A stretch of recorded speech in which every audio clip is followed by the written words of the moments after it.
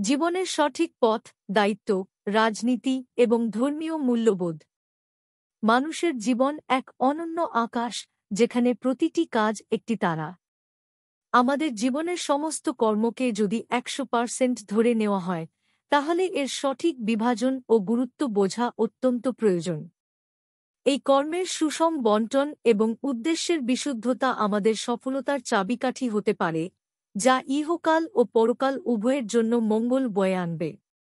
জীবনের কর্মের সুষম বণ্টন। ১. জীবন, জীবিকা ও শিক্ষা 60%। জীবনের সবচেয়ে বড় অংশই ব্যয় হয় আমাদের জীবন ধারণের উপায় এবং শিক্ষার জন্য। শিক্ষা আমাদের আলোকিত করে, আর জীবিকা আমাদের জীবন চালায়। কিন্তু এই শিক্ষা ও জীবিকা শুধু নিজের জন্য নয়, এটি যেন সমাজের উপকারেও লাগে। ২. দেশ ও দশের কল্যাণে 20%। আমাদের জীবনের একটি বড় দায়িত্ব হল দেশ ও দশের সেবা করা। এটি শুধু একটি দায়িত্ব নয়, এটি মানবিক মূল্যবোধের পরিচায়ক। আমাদের কর্ম, চিন্তা এবং সম্পদের একটি অংশ যেন সর্বদা অন্যের কল্যাণে নিবেদিত হয়। ৩. রাজনীতি 20%। রাজনীতির অর্থ যদি সঠিকভাবে বোঝা যায়, তবে এটি সমাজসেবা ছাড়া আর কিছুই নয়। প্রকৃত রাজনীতি মানে হল সমাজকে একটি ন্যায় বিচার, সমতা এবং কল্যাণের পথে পরিচালিত করা। রাজনীতি যদি অন্য কোনো উদ্দেশ্যে ব্যবহৃত হয়, তবে তা নীতিবিরুদ্ধ হয়ে যায়।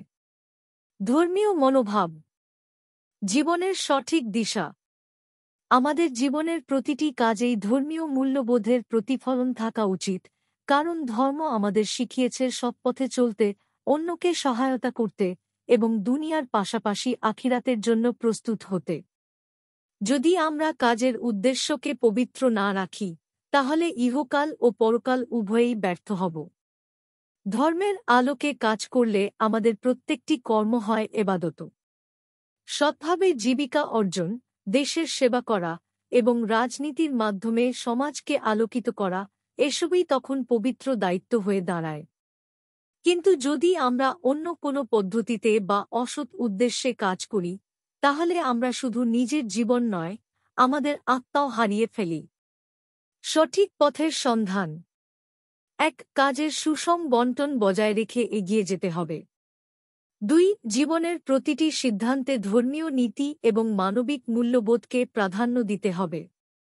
৩. রাজনীতিকে ব্যবহার করতে হবে সেবার হাতিয়ার হিসেবে, স্বার্থপরতার মাধ্যম হিসেবে নয়। ৪. শিক্ষা, জীবিকা এবং সমাজসেবার প্রতিটি ক্ষেত্রে সৎ থাকা এবং কল্যাণমূলক চিন্তা করা জরুরি। শেষ কথা হল, জীবনকে যদি আমরা এই ধারায় পরিচালিত করি, তবে সাফল্য শুধু ব্যক্তিগত পর্যায়ে সীমাবদ্ধ থাকবে না, দেশ, জাতি এবং সমাজের জন্যও তা কল্যাণ বয়ে আনবে। আসুন আমরা সৎ পথে চলি, ধর্মীয় মূল্যবোধে বিশ্বাস রাখি এবং ন্যায়ভিত্তিক কর্মের মাধ্যমে ইহকাল ও পরকাল উভয়ের জন্য শান্তি নিশ্চিত করি। নিজেকে গড়ি, দেশকে গড়ি এবং সবার জন্য একটি কল্যাণময় পৃথিবী তৈরি করি।